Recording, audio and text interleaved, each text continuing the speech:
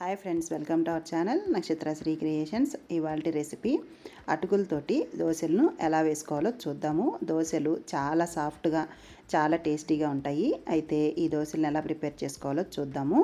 First అయితే ఒక వెడల్పాటి గిన్నె తీసుకొని అందులోకి ఒక గ్లాసు మనము రేషన్ బియ్యం అయితే చాలా బాగుంటాయి దోశలకి. ఒకవేళ రేషన్ బియ్యం అవైలబుల్లో లేదు అనుకుంటే మీరు రెగ్యులర్గా వేసుకునే బియ్యం వేసుకోండి. తర్వాత ఒక గ్లాసు బియ్యానికి హాఫ్ గ్లాసు అటుకులు, పావు గ్లాసు మినపప్పు, ఒక టేబుల్ స్పూను మెంతులు వేసుకొని ఒకసారి ఇదంతా కూడా కలిపేసుకొని వాటర్ పోసి శుభ్రంగా 2-3 సార్లు బాగా కడగాలి. ఇలా శుభ్రంగా 2-3 సార్లు బాగా కడిగేసి ఇందులో వాటర్ అంతా కూడా తీసేసి మళ్ళీ మనము ఇందులో వాటర్కి బదులుగా మనం పల్చగా చేసుకున్న మజ్జిగ కానీ లేదంటే ఒక కప్పు పెరుగు కానీ వేసుకుంటే దోశలు చాలా సాఫ్ట్గా వస్తాయి. టేస్ట్ కూడా చాలా సూపర్గా ఉంటుంది. ఇందులోకి ఒక గ్లాసు పల్చటి మజ్జిగ వేసుకున్నాను. మీరు ఇందులో పెరుగు కూడా వేసుకోవచ్చు. ఒక కప్పు పెరుగు వేసుకుని ఒక కప్పు వాటర్ వేసుకోవచ్చు. నేను ఒక కప్పు మజ్జిగ వేసుకున్నాను. మళ్ళీ ఒక గ్లాసు వాటర్ కూడా పోసుకొని మనము ఒక 4 to 5 అవర్స్ నానబెట్టుకోవాలి. ఈ రైస్ని మూత పెట్టేసి ఒక 4 to 5 అవర్స్ కంపల్సరీ నాననివ్వాలి. ఒక 4 అవర్స్ నానిన తర్వాత చూడండి, అటుకులు బియ్యము అన్నీ కూడా బాగా నానుంటాయి. ఈ విధంగా నానినప్పుడు మనము ఒక మిక్సీ జార్ తీసుకొని మిక్సీ జార్లో ఈ పప్పు బియ్యము వేసుకొని చాలా మెత్తని పేస్ట్ లాగా గ్రైండ్ చేసుకోవాలి. అంటే దోశ పిండి 2-3 రోజుల వరకు నిల్వ పెట్టుకోవచ్చు, ఏమీ ఇబ్బంది ఉండదు. దోశలు మాత్రం చాలా టేస్టీగా ఉంటాయి, తప్పకుండా ట్రై చేయండి.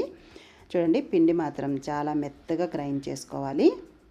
ఈ విధంగా గ్రైండ్ చేసుకున్న పిండిని వేరొక బౌల్లోకి ట్రాన్స్ఫర్ చేసుకోవాలి. ఇలా మిగిలిన బియ్యాన్ని కూడా ఇలాగే గ్రైండ్ చేసుకొని ఆ బౌల్లో వేసేసుకోవాలి.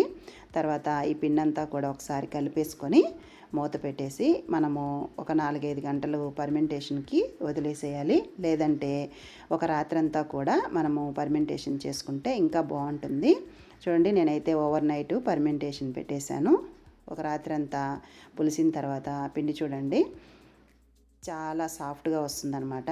పిండి బాగా పులిస్తే తర్వాత మార్నింగ్ మూత తీసి ఈ పిండిని ఒకసారి చూసుకొని ఇందులోకి రుచికి సరిపడినంత ఉప్పు, కొద్దిగా వాటరు, అవసరమైతే కొద్దిగా వాటర్ వేసుకొని ఒకసారి పిండి అంతా కూడా కలిపేసుకోవాలి.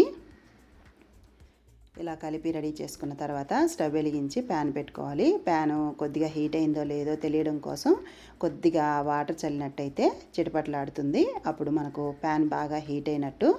మనము దోశ వేసుకునేటప్పుడు మాత్రం స్టవ్ ఫ్లేమ్ అనేది సిమ్లో పెట్టుకొని దోశ వేసుకోవాలి. ఎందుకంటే ఇలా స్ప్రెడ్ చేసేటప్పుడు హై ఫ్లేమ్లో ఉన్నట్టయితే సరిగా రాదనమాట. ఈ దోశ వేసేసిన తర్వాత మనము స్టవ్ ఫ్లేమ్ అనేది హైలో పెట్టేసుకొని కొద్దిగా దోశ చుట్టూరు కూడా ఆయిల్ అప్లై చేసుకొని దోశని 2 వైపులా కూడా కాల్చుకోవాలి. చూడండి, దోశ ఎంత పర్ఫెక్ట్గా వచ్చిందో. కలర్ కూడా కలర్ఫుల్గా వస్తుందండి, చాలా టేస్టీగా ఉంటుంది. ఇందులోకి పల్లీ చట్నీ కానీ కొబ్బరి చట్నీ కానీ ఏదైనా కాంబినేషన్ చాలా బాగుంటుంది. ఇక మిగిలిన దోశలన్నీ కూడా ఇదే విధంగా తయారు చేసేసుకోవచ్చు. దోశలు మాత్రం చాలా టేస్టీగా ఉంటాయి, తప్పకుండా ట్రై చేయండి. ఈ వీడియో కనుక మీకు అందరికీ నచ్చినట్లయితే మీ ఫ్రెండ్స్కి రిలేటివ్స్కి షేర్ చేయండి, లైక్ చేయండి, సబ్స్క్రైబ్ కూడా చేసుకోండి. Thank you for watching.